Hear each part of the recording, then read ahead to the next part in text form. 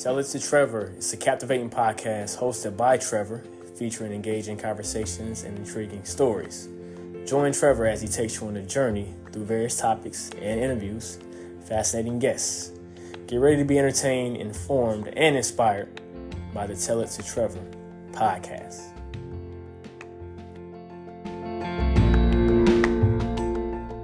Hey guys, so Tell It to Trevor, episode number 12. My guest today is the Blackhole of the Star Lab, Joel McKellar Duke III. Alright, first question. What got you into wrestling? Life got me into wrestling. My first wrestling show I was in diapers. I can't remember it. I know Tatanka was there. He main evented. I have no memory of the show because, again, I was in diapers, but I remember going to my uncle's house who took me. He had the poster above his bed, and I don't remember anything about the poster except for Chris Chavis last time at Myrtle Beach because he had just got signed by WWF. And so, again, I don't remember the show. I don't remember who won. I don't remember how much fun I had, but I remember looking at that poster for like the next year or two after that. And by the time I was 7 years old, my mother had gotten a job at a video store in the town that I grew up in. So I went from watching that poster, then we moved across town, worked at this video store, and I just spent every day in the back room watching wrestling videos. NWA from the 80s, AWA from the 70s, WWF and WCW in the 90s. It was all there. It was in two gorgeous, like 8-foot tall movie racks, and they were all mine because every day after school, I went in the back room and watched them over and over again. Sometimes the same one if I liked the matches. The first match I ever saw was on Super Tape 92, and it was The Undertaker beating Hulk Hogan for the title. So before I knew what Hulkamania was, I knew The Undertaker was better than Hulk Hogan. All right. What is your favorite match that you've seen so far? Any promotion? In person or on TV? Those are different answers. But in person, in person, okay. Owen Hart versus Ken Shamrock. It was a house show for WWF back in like 98 or 99. It was a weird time in Owen Hart's career where he was actually a babyface.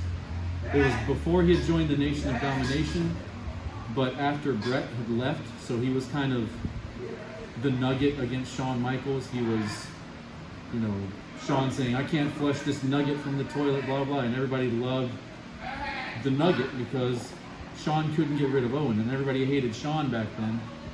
And so, by the time, WrestleMania came around, he was in the Nation, but there was that 3-month period where he was a babyface, and I saw him and Ken Shamrock put on a banger at the Carolina Coliseum in Columbia.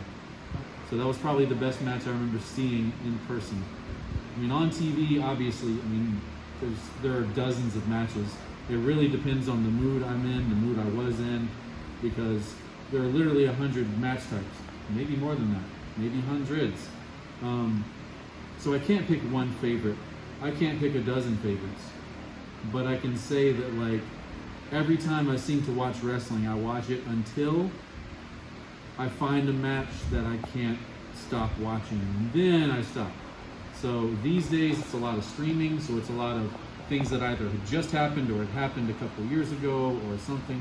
So I'll just watch a show on a streaming service, watch a rewind, and pretty much any match that Zack Sabre Jr. or Bryan Danielson or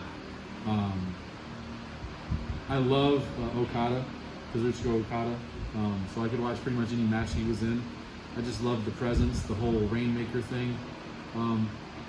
But yeah, just a lot of AJ Styles and Shinsuke Nakamura at Wrestle Kingdom. There you go. That's a favorite match. There you go.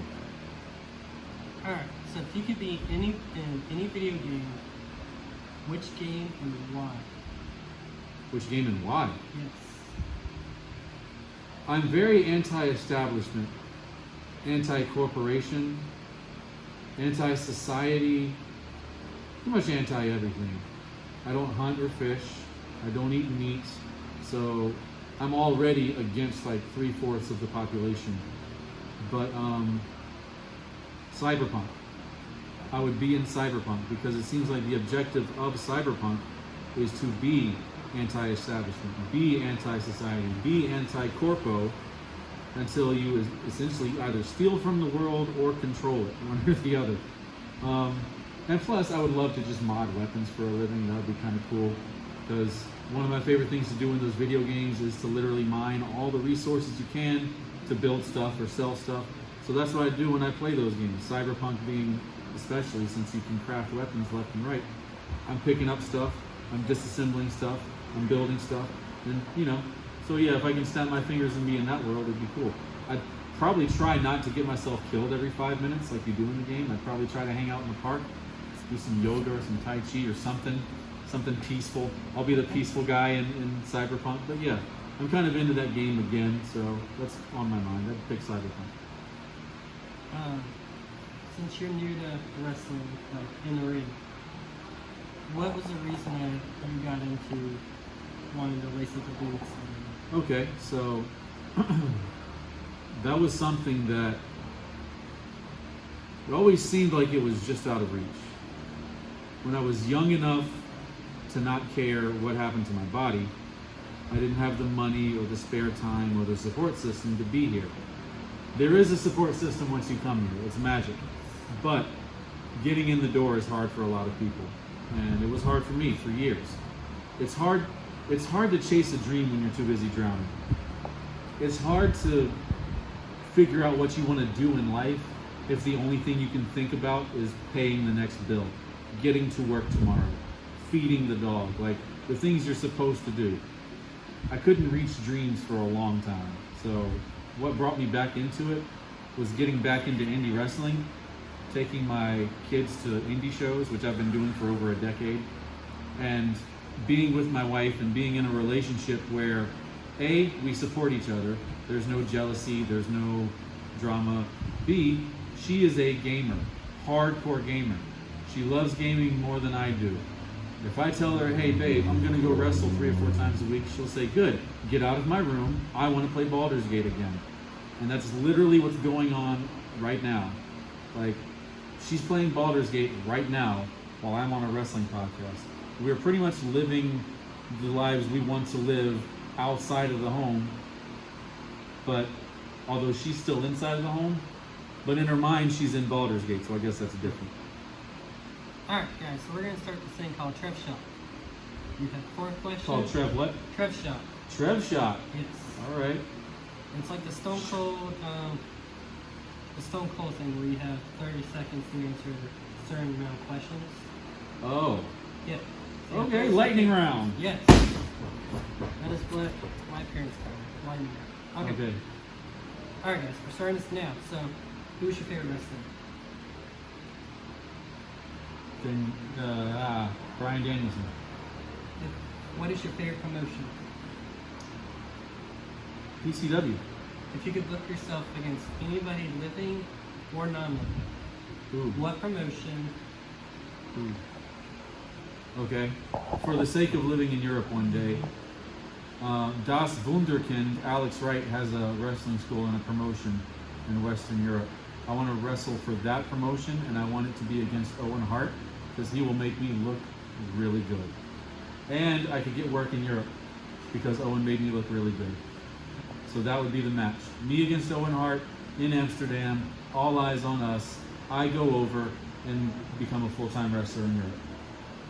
Alright, what is your favorite movie? Favorite movie? There's a lot of those.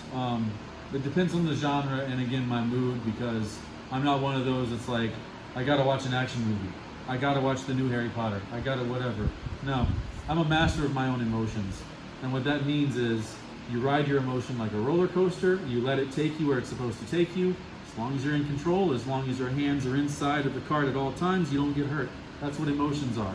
If I feel it, I go and watch a rom-com or a Korean movie or a Dutch movie or a B movie, or a history movie, a period movie. There's a lot of different things. If I had to pick one right now, Everything Everywhere All at Once is my favorite movie currently because of the messaging that it had and the time that I saw it. I really kind of needed to see it at the time.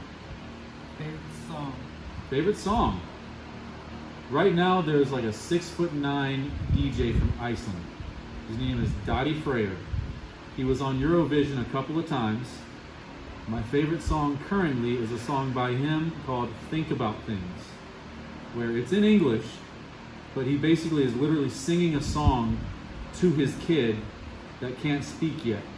So the song is, I love you, I'll do anything for you, I can't wait to find out what you think about things. Alright, that's all the time we got, guys. Thank you, Joel. I could have talked for longer. You know, you told me. This is bogus. I'm out of here. Alright, see you guys next time.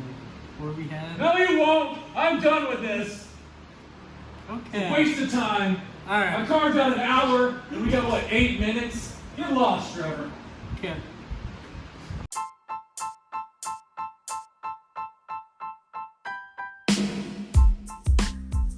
Thank you guys for tuning in to Tell to Trevor. We will see you next time on the show.